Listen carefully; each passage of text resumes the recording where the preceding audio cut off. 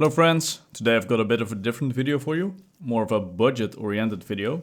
And the reason of this video is because English is getting very expensive to collect. So I'd like to highlight what some smart shopping on Japanese websites can get you these days. So you can still get some cool cards for your collection. I've got some modern chase hits, some mid-era Sun and Moon stuff. I've got some old card back vintage. I've got some Japan exclusive artworks and even some slabs, as you can see. So without further ado, let's get into it. And we start off with the first card, which is Arceus V-Star. Very beautiful card from V-Star Universe, or Crown Zenith in English. Fun fact, this card got me back into collecting when the Crown Zenith tins dropped. I pulled this from the first tin I bought. Very nice card. Next up, very popular card at the moment, going nuts in English. It's the Bubble Mew. And I've got this Japanese version for quite cheap. Set me back around 100 euros actually. Now, this card is not in perfect state. The back, as you can see, there's a bit of damage at the top, but it's perfect for a personal collection. Like, look how nice the front is. Next up, we've got two cards. It's first the Roaring Moon EX from Terrestrial Festival. And then inside this package, we have another card. So first up, the Roaring Moon. And next up, Ursaluna Blood Moon. Two SARs from Terrestrial Festival. So not the evolutions, but still two very cool cards if you ask me. Next up, I've got 10 ARs of Slowpoke. It's the same card 10 times, not even sleeved this time. Beautiful card. Seeing if we can get a nice PSA 10 out of this one. Next up, we've got the Bulbasaur and I believe the Squirtle and maybe Charmander are behind this. Let's take a look. So yeah, it's just the Squirtle and the Bulbasaur. Beautiful cards from a starter deck in Japanese. I'll just use the ETB Charmander to finish off this set. Next up, got two sealed sets of the Illustrator Art Contest. So we can sadly only see the Bulbasaur here, since the other cards are behind it and it is sealed. As you can see, it's still in the seal. Behind this are the Arcanine and Greninja. I'll put them on the screen so you can see what the cards actually look like. Next up, it's a Magikarp single, but actually quite a cool card. He looks like he's dying out here, but I'm sure he'll be fine. It's from the 20th anniversary deck, so this single is not as common in the Netherlands as you might expect for just a common Magikarp. And that leads us into the mid-era, where we have this nice pack of tag team cards. Let's see how we get this open. Okay, yeah, there we go.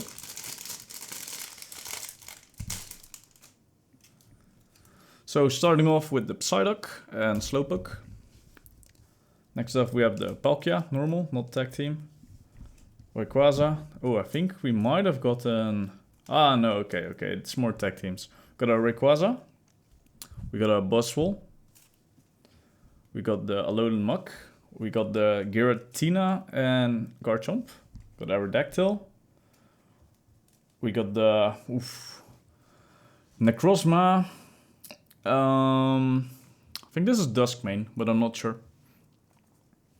Then we got the other Necrozma. Not Duskmane, I would guess.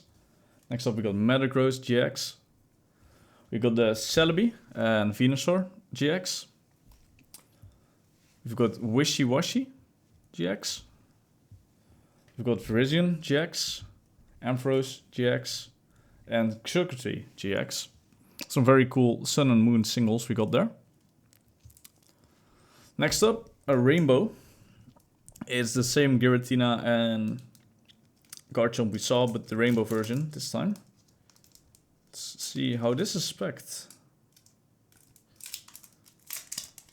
We got it.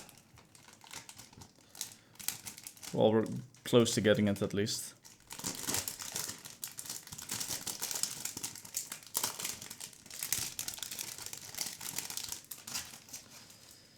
bury the jet in plastic, I guess.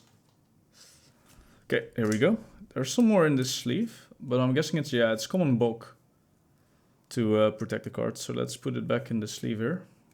Very cool card for the rainbow fans out there. Next up, some more mid-era.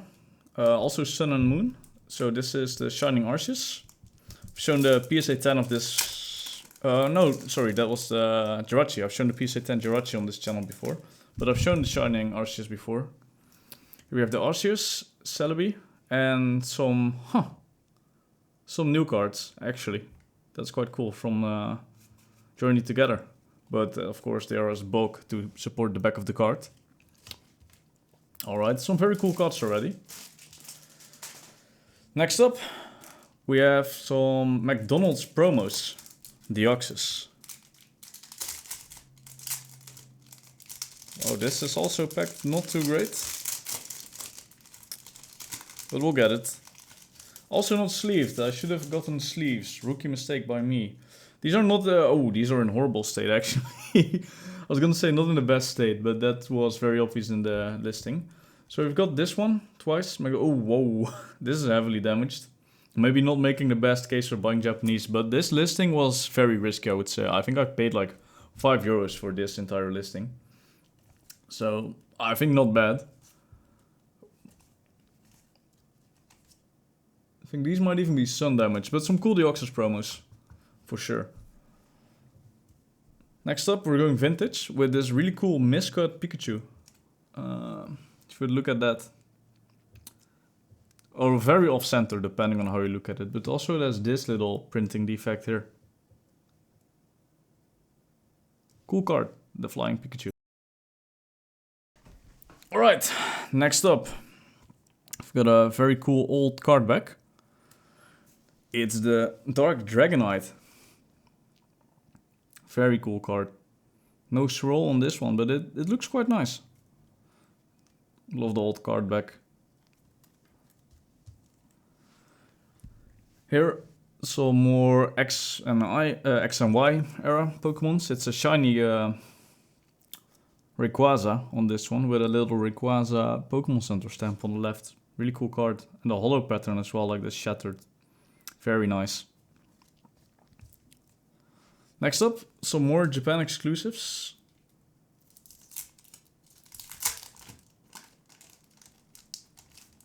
These are the Kanazawa Pikachu and the Shibuya Pikachu. Very cute Pikachu arts. So these were Pokemon Center promos.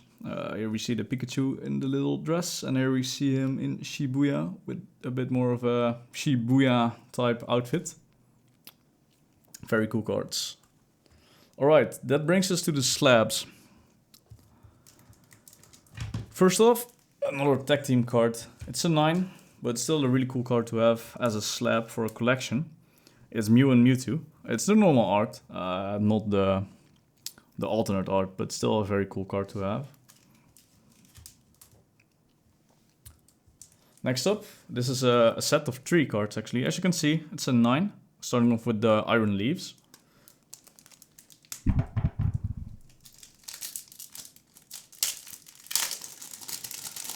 Set of 3 cards, so I'm guessing you can already guess the other 3 cards in this set.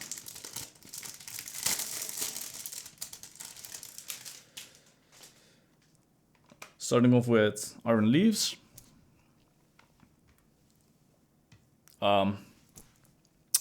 Robot Cobalion, also in a 9. And we've got Iron Boulder. These two are actually sequential, but then the Iron Leaves is not sequential. So that's probably why this set was so cheap. Not that these are expensive cards usually, especially not in a 9, but I'm guessing the person tried to get a sequential set but failed, so he loaded them off cheaply. And finally, a favorite card of mine. It's a Groudon in a gem in 10 by CGC of Raging Surf. Beautiful card. Probably still going to be attempting to get a 10 myself of this card, but Already having it as a CGC 10, very nice.